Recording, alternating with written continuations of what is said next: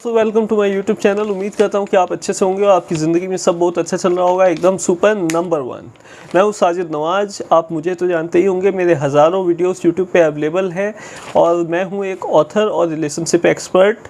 आज के डेट में मेरे 7-8 किताबें ऑनलाइन इंटरनेट पर अवेलेबल हैं परचेज़ के लिए। आप amazon.com वेबसाइट पर या अमेज़न ऐप पर अगर साजिद नवाज ऑथर लिखते हैं तो आप मेरी लिखी हुई सारी किताबों को ख़रीद सकते हैं। 7 से 8 किताबें हैं जो कि मैंने सेल्फ़ पब्लिश किया हुआ है। सब रिलेशनशिप्स को बेहतर बनाने के ऊपर और लाइफ को पर्सनल लेवल पे बेहतर बनाने के ऊपर, प्रोफेशनल लेवल पर ख़ुद को सक्सेसफुल बनाने के ऊपर सारी बुक्स हैं। मैं पर्सनल डेवलपमेंट फील्ड में एक्सपर्टीज़ रखता हूँ, तो इसका एक बहुत बड़ा हिस्सा रिलेशनशिप्स भी होता है।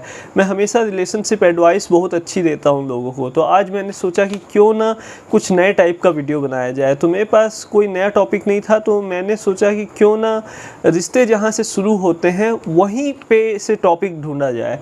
तो मैंने एक टॉपिक ढूँढा है, ससुराल tips for newly married girls. ये वीडियो, इस टाइप के वीडियो अधिकतर आपने गर्ल्स को बनाते देखा होगा, लेकिन एक मैन का पॉइंट ऑफ व्यू क्या होता है वो आप नहीं जानते।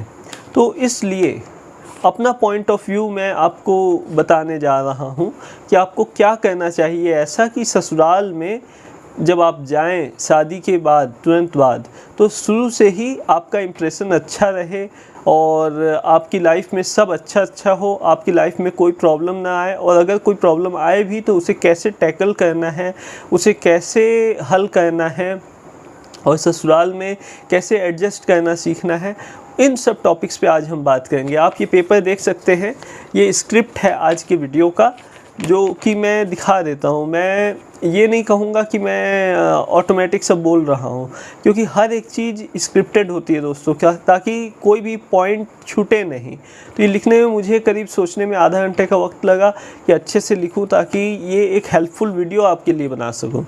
तो सबसे पहली बात कि छोटी छोटी बातें अक्सर हो जाती है हस्बैंड वाइफ के बीच, तो उनको कभी भी दूसरों के साथ शेयर ना करें। दूसरों के साथ आप जब शेयर करते हैं इन छोटी छोटी बातों को, छोटी छोटी नोक झोंक को, तो ये बातें बड़ी बन जाती हैं और ये प्रॉब्लम का कारण बन जाती हैं। कई बार कई दिन तक एक दूसरे से हस्बैंड वाइफ बात नहीं करते हैं कि आपने उन्हें क्यों बताया, तो तुमने उन्हें क्यों बताया, ये सब बातें आ जाती हैं। तो ये सब बातों से बचें और छोटी छोटी बातें, छोटी छोटी नोक झोंक, ये सब चलते रहने दीजिए लाइफ में। ये सब लाइफ को और ज़्यादा फैंटास्टिक बनाती हैं और ज़्यादा मज़ेदार बनाती हैं, रोचक बनाती हैं। तो छोटी छोटी बातें चलते रहनी चाहिए, पहली बात। दूसरी बात कि अगर आपको कभी अपने ससुराल में कोई बात पसंद नहीं आए किसी की, तो उससे क्लियरली डायरेक्टली बात करें और बोलें कि हमें आपको ये बात समझ नहीं आई, ये बात अच्छी नहीं लगी। तो वो सामने वाला आपकी प्रॉब्लम को समझने की कोशिश करेगा और हो सकता है दोबारा वैसी बात ना करे। तो बहुत लोग बोलते नहीं हैं, मन ही मन बात को रखे रहते हैं और मन ही मन छोटी छोटी बातें बिल्डअप होकर बहुत बड़ी बात बन जाती है और फिर लड़ाई झगड़े होते हैं, बहस होता है। तो ये सब नहीं होना चाहिए एक खुशहाल परिवार में। अब एक बात और, बहुत सारी लड़कियां ये भी कहती हैं कि छोटी छोटी बातों पर अपने मायके चले जाती हैं। तो छोटी छोटी बातों पे मायके जाना सही नहीं है। अपने फैमिली को छोड़कर अपने मायके चले जाना सही नहीं है। आपकी शादी जब हो गई तो आपका ससुराल आपका घर बन गया।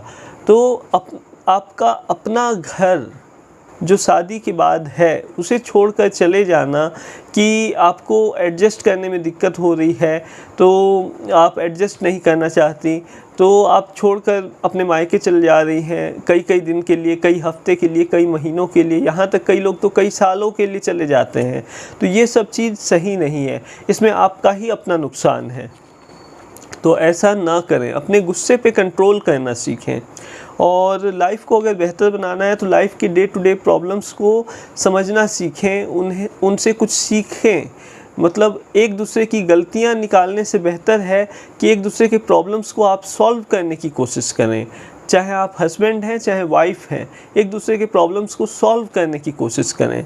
कोशिश करें कि आप एक दूसरे के पॉइंट ऑफ व्यू को समझें कि सामने वाला आखिर आपसे कम्युनिकेट क्या करना चाहता है, कन्वे क्या करना चाहता है मैसेज, और उस बात को समझें। अब आपको बताता हूँ, बहुत लोग ऐसा भी कहते हैं कि गुस्से में ससुराल छोड़ देते हैं, कभी कुछ वक्त के लिए, कभी हमेशा के लिए।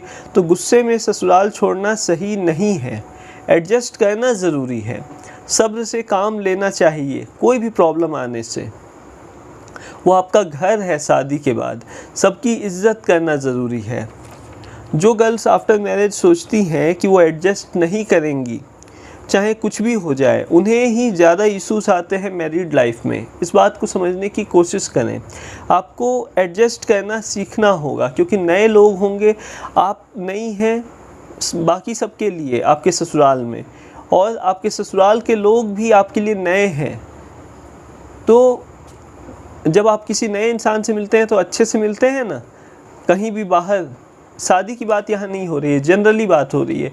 किसी को बुरा भला तो नहीं कहते, हमेशा अच्छे से मिलते हैं। तो वैसे ही सोचिए कि आप भी नई हैं, वो भी नए हैं, तो नए लोगों से कैसे मिला जाता है? अच्छे से मुस्कुरा कर मिला जाता है। तो हमेशा हर दिन की शुरुआत मुस्कुरा कर करें और खुशी के साथ करें, और सुबह जल्दी उठने की कोशिश करें ताकि आपके सारे काम टाइम पे हो जाएं, आपके पास हाथ में काफ़ी खाली वक्त रहे अपने सेल्फ केयर रूटीन के लिए।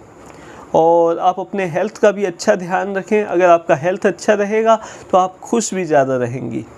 और आपको और क्या ससुराल टिप्स दूँ मैं? तो बहुत सारे टिप्स हैं।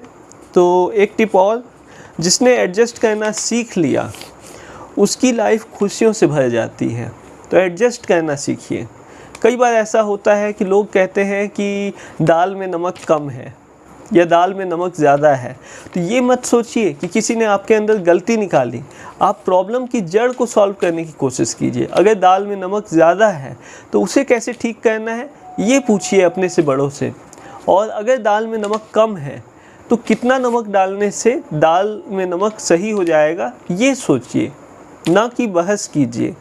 क्योंकि कोई भी पेरेंट से अगर आप पूछेंगे कि क्या करना चाहिए ऐसे केस में, तो वो यही बोलेंगे कि प्रॉब्लम को सॉल्व करो, ना कि बहस करो। लेकिन लोग अक्सर बहस पे उतर जाते हैं कि अरे हमारे अंदर उन्होंने गलती निकाल दी, या वो हमें पसंद नहीं करते। तो ये सब बातें आ जाती हैं। तो यहाँ से लड़ाई झगड़े शुरू होते हैं, इश्यूज़ शुरू होते हैं। तो इश्यूज़ को शुरू होने के पहले ही ख़त्म कर दें, रूट कॉज पे अटैक करें, प्रॉब्लम की जो जड़ है उसको पकड़ें। अब शुरू में शादी के बाद लाइफ में सबके बहुत से नए चैलेंजेस आते हैं। आपको बहुत से नए लोगों से मिलना होता है, बहुत सारे नए रिश्ते जुड़ जाते हैं। तो जब भी किसी से भी मिलें, मुस्कुरा कर मिलें, और अपने गुस्से पर कंट्रोल रखें हमेशा।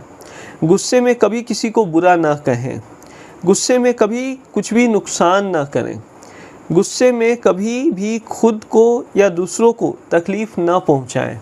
ये बात बहुत ख़ास तौर से आपसे कहना चाह रहा हूँ, क्योंकि गुस्से में लोग अपना आपा खो देते हैं और कुछ भी किसी को भी बोल देते हैं उल्टा सीधा, और कुछ भी गलत एक्टिविटी कर लेते हैं।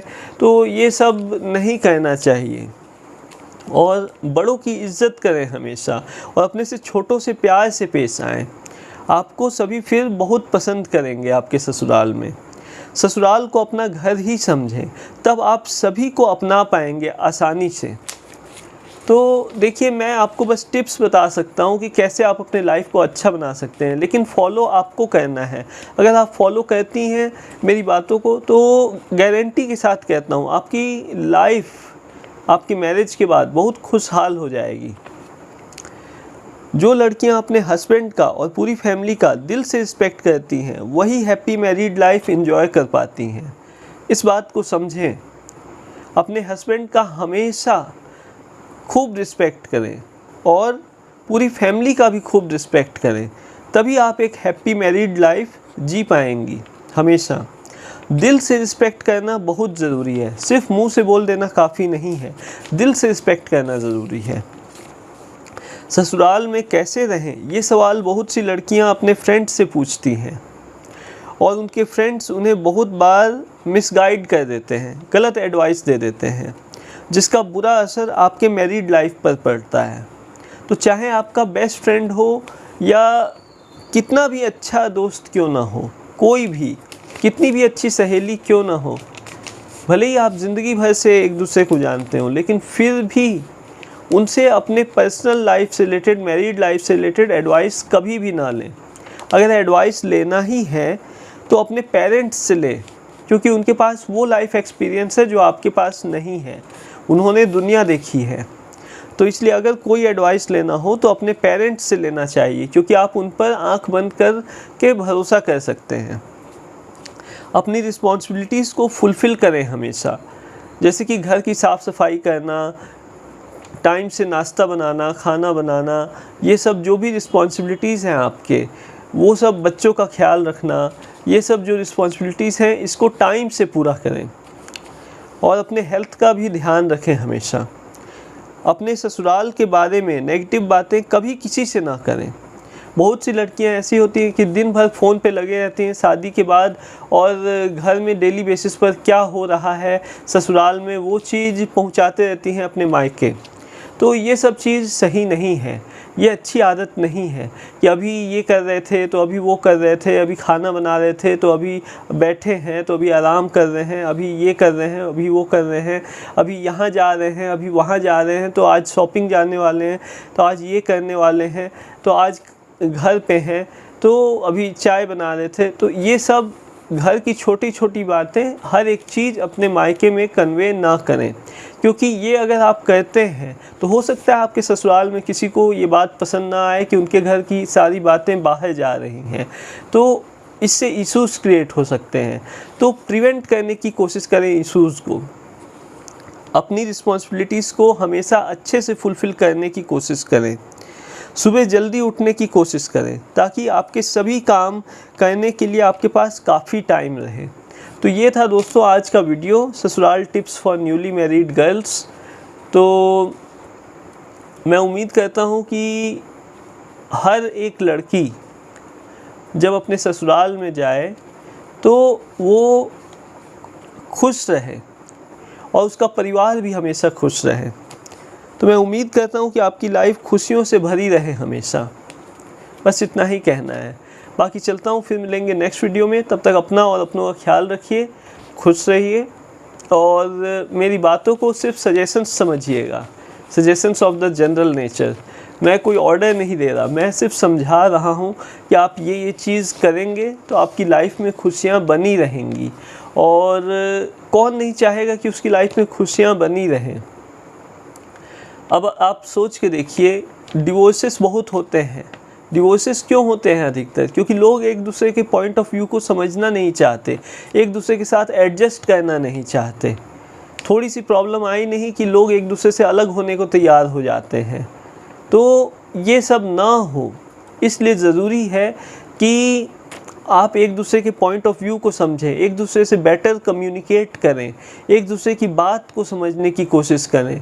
हमेशा डेली बेसिस पे कुछ वक्त निकालिए अपने हस्बैंड के साथ, अपनी वाइफ के साथ, कि आप दिन भर की सारी बातें, जो भी आपका डेली शेड्यूल जो भी आपके साथ हुआ, उसे आप डिस्कस करें कि हाँ आज ऐसा दिन गुजरा। जैसे अगर आप पूछते हैं, आपका हस्बैंड ड्यूटी से लौट कर आता है, आप अगर उससे ये पूछते हैं कि आपका दिन आज कैसा गुजरा, आपका दिन आज कैसा बीता, तो उन्हें बहुत खुशी होगी कि आप उनका केयर करते हैं।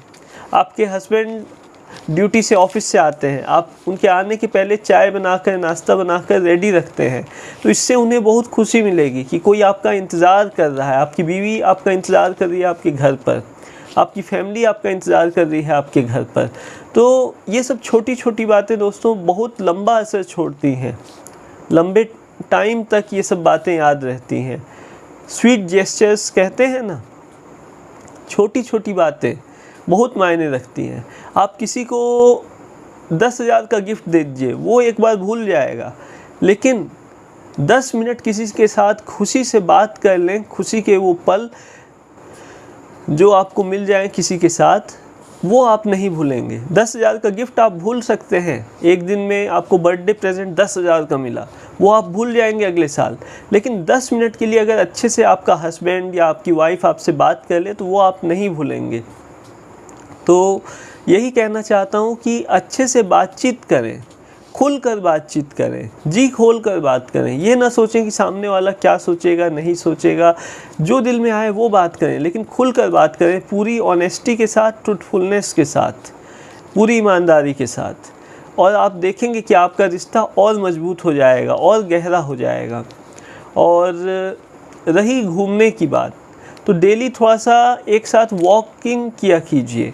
वॉकिंग हस्बैंड और वाइफ जब एक साथ करते हैं तो बहुत सारे बातें करते हैं, तो वो भी अच्छा होता है और हेल्थ के लिए भी अच्छा होता है। और अपना फिटनेस रूटीन बनाइए और एक दूसरे का फिटनेस पार्टनर बनिए, एक दूसरे को मोटिवेट कीजिए फिट एंड हेल्दी बॉडी बनाने के लिए। एक दूसरे को मोटिवेट कीजिए अपने फिटनेस पे ध्यान देने के लिए।